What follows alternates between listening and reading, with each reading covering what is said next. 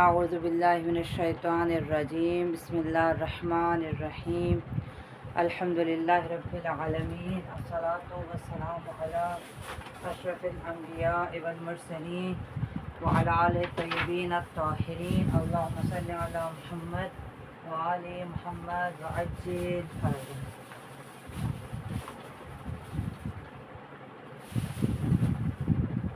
ہم لوگ قیاس کا پڑھ رہے تھے۔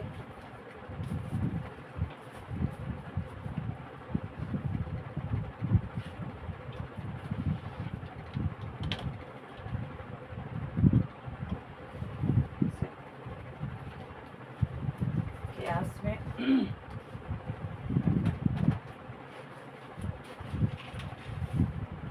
پہلے ہم نے قرآن استدلال میں پڑھا استدلال غیر مباشر، اور اب ہم نے پڑھا استدلال مباشر، اور استدلال مباشر کے ہم نے کہا کہ استدلال مباشر کے 3 طریقے ہیں۔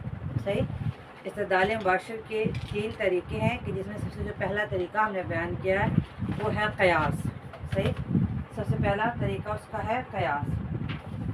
اور پچھلے درس میں ہم نے قیاس کے بارے میں پڑھا کہ قیاس کی کیا اصطلاحات ہیں، صورت قیاس کیا ہے، مقدمہ اس کا، یہ تمام ہم نے پچھلے درس میں پڑھ لیا۔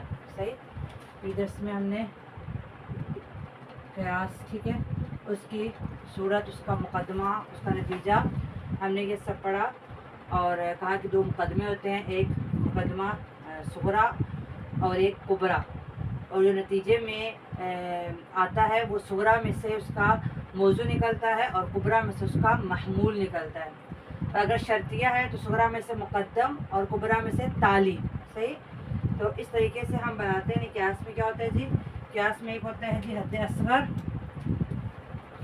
یعنی ایک پہلا مقدمہ کہلاتا ہے صغریٰ، ٹھیک ہے، اور دوسرا مقدمہ کہلاتا ہے کبریٰ۔ صغریٰ میں کیا ہوتا ہے؟ حد اصغر ہوتا ہے اور حد اوسط۔ حد اوسط وہ ہے جو کہ تکرار ہو رہا ہے، ٹھیک ہے نا، حد اوسط وہ ہے کہ جو تکرار ہو رہا ہے۔ تو صغریٰ میں ایک حد اصغر ہوتا ہے اور حد اوسط، اور کبریٰ میں کیا ہوتا ہے جی؟ کبریٰ میں حد اوسط اور حد اکبر، ٹھیک ہے، یہ ہوتا ہے۔ اور پھر اس کے بعد ہم جب اس کا نتیجہ نکالتے ہیں تو نتیجے میں ہم اس کے نتیجے میں جو اس کا حد اصغر ہوتا ہے اس کو نتیجہ جب ہم نکالیں گے تو حد اصغر کو ہم یہاں بناتے ہیں موضوع، اگر تو وہ حملیہ ہے، اگر وہ حملیہ نہیں ہے تو پھر ہم اس کو یہاں مقدم اور تالی کریں گے، ٹھیک ہے، اور اس کو حد اصغر کو یہاں موضوع، اور جو حد اکبر ہے اس کو یہاں پر محمول بناتے ہیں، اس سے ہم نتیجہ نکالتے ہیں محمول، ٹھیک ہے۔ تو حد اصغر اور حد اکبر سے مل کر نتیجہ نکالتا ہے۔ جیسے ہم نے مثال دی کہ مثلا خالد یشرب الخمر، خالد شراب پیتا ہے، کل من یشرب الخمر هو فاسق، جو بھی شراب پیتا ہے وہ فاسق ہے۔ خالد شراب پیتا ہے، جو بھی شراب پیتا ہے وہ فاسق ہے۔ اب خالد حد اصغر ہو گیا، شراب پیتا ہے حد اوسط، جو شراب پیتا ہے یہاں پہ حد اوسط، فاسق ہے حد اکبر۔ حد اوسط آپس میں کٹ جاتی ہے اور پھر حد اصغر اور حد اکبر، ٹھیک ہے نا، حد اوسط کو ہم کاٹ کے اور حد اصغر اور حد اکبر سے نتیجے کو نکالتے ہیں، تو نتیجہ نکالا خالد فاسق ہے، خالد فاسق ہے، ٹھیک ہے۔ اس طریقے سے ہم قیاس میں کرتے ہیں، جو کہ میں نے اپنے پچھلے درس میں بیان کیا۔ آج ہم بیان کریں گے قیاس کی اقسام۔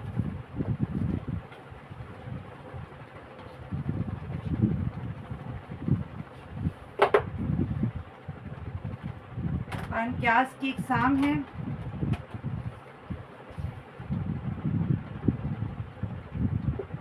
قیاس کی اقسام، ٹھیک ہے۔ قیاس کی کون سی اقسام ہے؟ قیاس کی 2 اقسام ہیں، قیاس استثنائی اور قیاس اقترانی، ٹھیک ہے۔ قیاس کی 2 اقسام ہیں، قیاس استثنائی اور قیاس اقترانی، ٹھیک ہو گیا۔ قیاس استثنائی کون سا ہوتا ہے جی؟ قیاس استثنائی وہ ہوتا ہے کہ جس میں نتیجہ یا نتیجے کی نقیض 2 مقدموں میں سے ایک مقدمے میں موجود ہو۔ مثال دیتی ہوں آپ کو، ان کانا محمد عالما فواجب احترام. اگر محمد عالم ہے، ٹھیک ہے، اگر محمد عالم ہے تو اس کا احترام واجب ہے. اگر محمد عالم ہے تو اس کا احترام واجب ہے. لکنہ عالم، لیکن محمد عالم ہے. صحیح. اب نتیجہ اس کا احترام کیا گیا؟ واجب ہے. تو اس کا احترام واجب ہے. ابھی آپ نے تھوڑی سی اس میں یہ توجہ کرنی ہے، جو میں نے بھی آپ کو خالد علی مثال پچھلے درس میں سمجھائی ہے، وہ اصل میں اقترانی ہوتا ہے کہ جس میں ہم ایک مقدمے سے موضوع اور دوسرے مقدمے سے محمول لیتے ہیں. استثنائی میں کیا ہوتا ہے؟ اس میں پورا نتیجہ یا اس کی نقیض ایک ہی مقدمے میں موجود ہوتا ہے.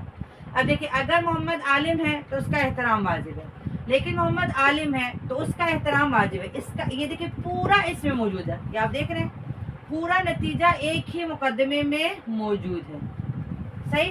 تو استثنائی میں کیا ہوتا ہے کہ پورا نتیجہ یا اس کی نقیض، اس کا احترام واجب ہے، مثلا اس کا احترام واجب نہیں ہوتا. اگر کوئی اور کر دے گی تو خیر ابھی ہم دیکھیں گے آگے مثالوں میں آئے گا. یا تو خود مقدمہ یا مقدمے کی نقیض ایک قضیے میں، ایک ہی قضیے میں صراحتاً یعنی واضح الفاظ میں موجود ہوتا ہے، اس کو کہتے ہیں استثنائی. ٹھیک ہے. اب اس کی کچھ شرائط ہیں، اور جو وہ میں نے آپ کو مثال جو پچھلے درس میں جو آپ کو قیاس سمجھایا تھا وہ ہے اقترانی، کہ جس میں ہم نے کہا تھا حد اوسط اٹھائیں گے اور پھر حد اصغر، حد اوسط، پھر حد اوسط، حد اکبر. وہ حد اوسط کٹ کے اور حد اصغر ایک میں ہے اور حد اکبر دوسرے قضیے میں، ان کو ملا کر نتیجہ بنائیں گے. وہ اقترانی تھا. استثنائی میں کیا ہوتا ہے؟ استثنائی میں خود نتیجہ یا اس کی نقیض، یا تو خود نتیجہ ہوگا یا اس کی نقیض اس میں کیا ہوگی؟ موجود ہوگی. ٹھیک ہے. اب استثنائی میں مثلا اگر نقیض کا میں آپ کو مثلا کہ اگر محمد عالم ہے تو اس کا احترام واجب ہے، لیکن محمد عالم نہیں ہے، تو آپ نتیجہ کیا نکالیں گے؟ تو اس کا احترام واجب نہیں ہے.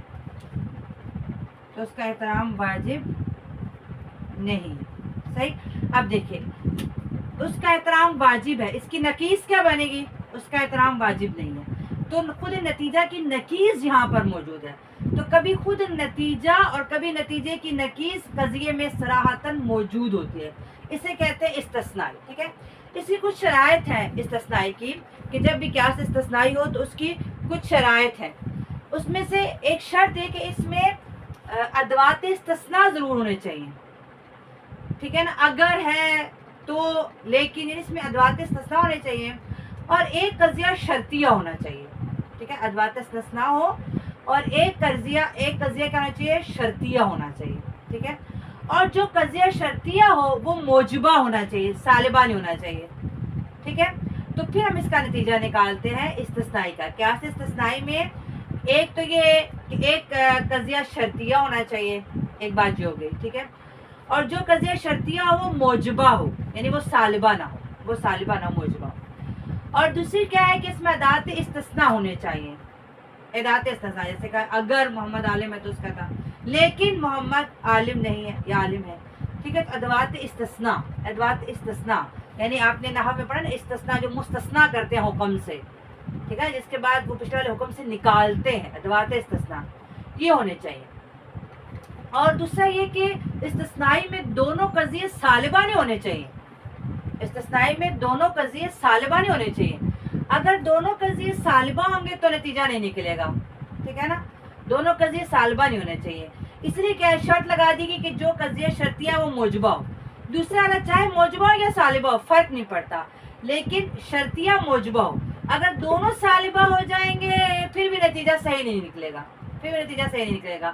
اس لیے دونوں قضیے سالبہ نہیں ہونے چاہیے. کچھ قیاس استثنائی کی شرطیں ہیں. قیاس استثنائی وہ ہے کہ جس میں نتیجہ کسی ایک مقدمے میں خود نتیجہ یا اس کی نقیض صراحتاً یعنی واضح الفاظ میں موجود ہو.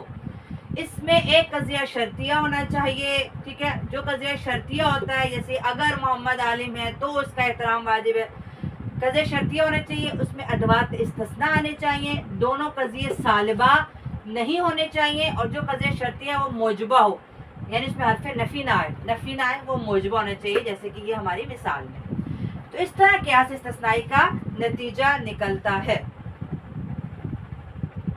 سے۔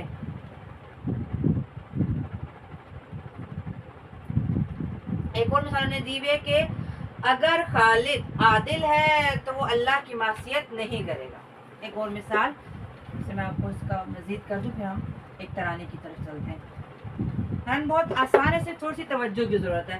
ہم نے استثنائی میں کہا ہے کہ خود نتیجہ یا اس کی نقیض ایک ہی مقدمے میں موجود ہوتی ہے۔ دوسری مثال، اگر خالد عادل ہے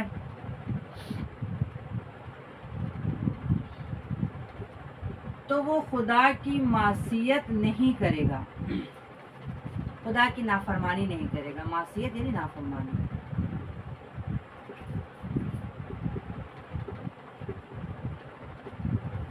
اگر خالد عادل ہے تو خدا کی نافرمانی نہیں کرے گا، لیکن وہ خدا کی نافرمانی کرتا ہے۔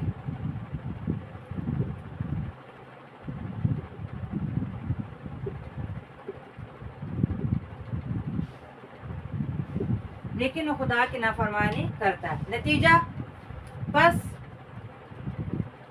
وہ عادل نہیں ہے، یعنی خالد عادل نہیں،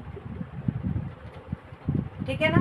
اب دیکھیے یہ قضیہ شرطیہ ہو گیا، صحیح ہے، دونوں سالبہ نہیں ہونے چاہیے، ادوات استثناء۔ اصل میں میں نے عربی کی مثال نہیں لکھی، عربی کی مثال لکھتے تو لکنہ ان کان خالد عادلا، ٹھیک ہے نا، فہو لا یعصی ولکنہ، ادوات استثناء موجود ہے عربی کی عبارت میں، لیکن میں نے آپ کو اردو کی مثال لکھی، صحیح۔ اچھا اب دیکھیے بس وہ عادل نہیں ہے، دیکھیے نتیجہ کیا ہے، یہ ادھر خالد، اگر خالد عادل ہے، یہ نتیجے کی نقیض یہاں پر موجود ہے، نقیض، تو خود نتیجہ یا اس کی نقیض جو ہے وہ ایک قضیے میں صراحتاً موجود ہوگی۔ یہ تھا استثناء۔ آگے اقترانی کیا ہے؟ اقترانی ایسا کیا جس میں نتیجے کی نقیض دو مقدموں میں سے کسی ایک مقدمے میں صراحتاً ذکر نہ ہو، یعنی پوری نتیجہ ایک مقدمے میں نہیں ہے۔ ہم نے جیسے میں نے آپ کو پچھلی مثالیں دی کہ ہم حد اصغر صغریٰ سے لیتے ہیں، حد اکبر دوسرا مقدمے کبریٰ سے لیتے ہیں، تو پورا نتیجہ یا اس کی نقیض کسی ایک مقدمے میں موجود نہ ہو، یعنی اقترانی استثنائی کا برعکس ہے، اس کا الٹ ہے، ٹھیک ہے۔ استثنائی میں خود مقدمہ یا اس کی نقیض ایک ہی، معذرت خود نتیجہ یا اس کی نقیض ایک ہی مقدمے میں موجود ہوتی ہے۔ اقترانی میں نتیجہ یا اس کی نقیض ایک مقدمے میں موجود نہیں ہوتی، ایک مقدمے میں موجود نہیں ہوتی، ٹھیک ہے۔ ہم ان کو دونوں مقدموں میں سے ایک سے حد اصغر لیتے ہیں اور ایک سے حد اکبر لیتے ہیں، ٹھیک ہے، صحیح ہو گیا۔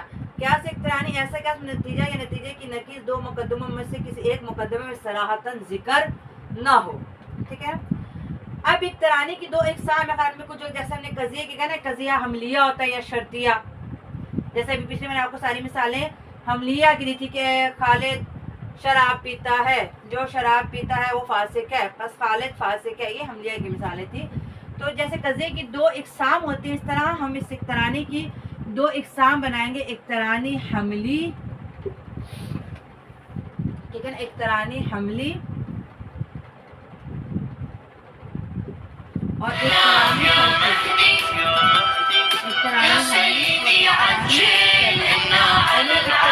جس میں قضیہ حملیہ ہو، جس میں قضیہ کیا ہو، حملیہ ہو۔ اقترانی حملی وہ ہوگی کہ جس میں قضیہ حملیہ ہو، اور شرطی وہ ہے کہ جس میں قضیہ حملیہ نہ ہو بلکہ قضیہ شرطیہ ہو،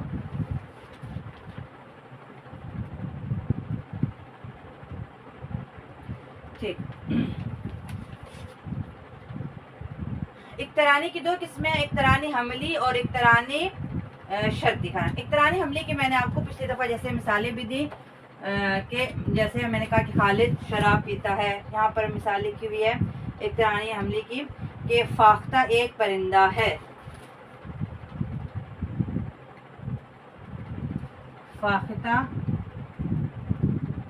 ایک پرندہ ہے.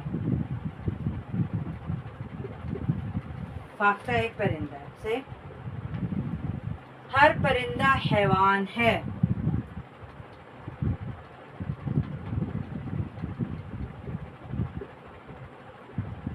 ہر پرندہ حیوان ہے. فاختہ ایک پرندہ ہے اور ہر پرندہ حیوان ہے. ٹھیک ہو گیا. اب اس طرح دیکھیں یہ حملیہ ہے.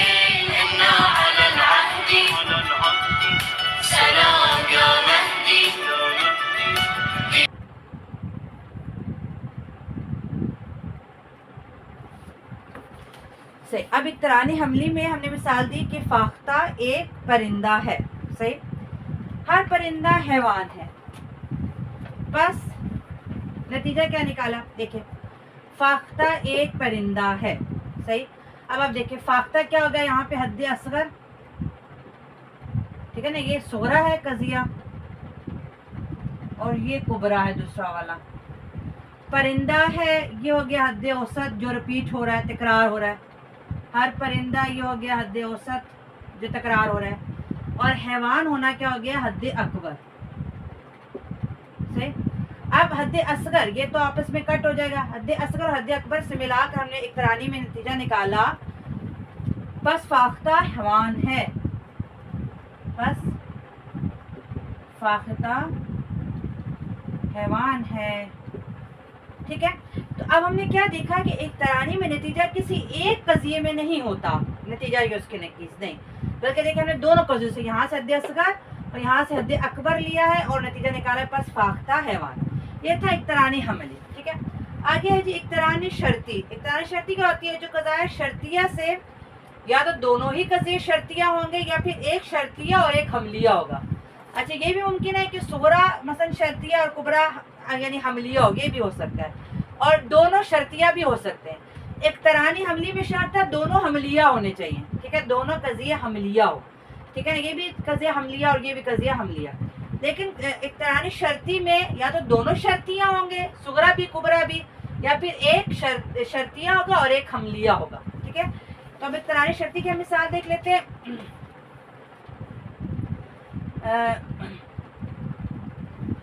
الاسم کلمۃ. اسم کلمہ ہے. اسم کلمہ. اب دیکھیں یہ حملیہ. دوسرا اس کا کیا ہے؟ اور کلمہ یا مبنی ہوتا ہے یا معرب ہوتا ہے. کلمہ یا تو مبنی ہوتا ہے یا معرب ہوتا ہے. ٹھیک ہے نا. اب یہ دوسرا قضیہ شرطیہ آ گیا. دیکھیں ایک حملیہ ہے اور دوسرا کیا آ گیا؟ شرطیہ آ گیا. صحیح. اب اقترانی شرطی میں بھی اسی طرح ہی ہوگا خاران. ہم حد اوسط، حد اصغر اور حد اکبر کو دیکھ کر اور نتیجہ نکالیں گے. بس اسم یا مبنی ہوتا ہے یا معرب ہوتا ہے. ٹھیک ہے. اب دیکھیں آپ اس میں اسم ہو گیا نا. یہ پہلا قضیہ خاران ہے صغرا اور دوسرا قضیہ ہے کبرا. ٹھیک ہے. ایک حملیہ اور ایک شرطیہ. دونوں شرطیہ بھی ہو سکتے ہیں اور ایک حملیہ اور ایک شرطیہ بھی ہو سکتا ہے. اسم کو ہم نے کہہ دیا یہ حد اصغر ہے. کلمہ ہے ٹھیک ہے یہ ہو گیا حد اوسط جو تکرار ہو رہا ہے. کلمہ کیا ہو گیا؟ حد اوسط.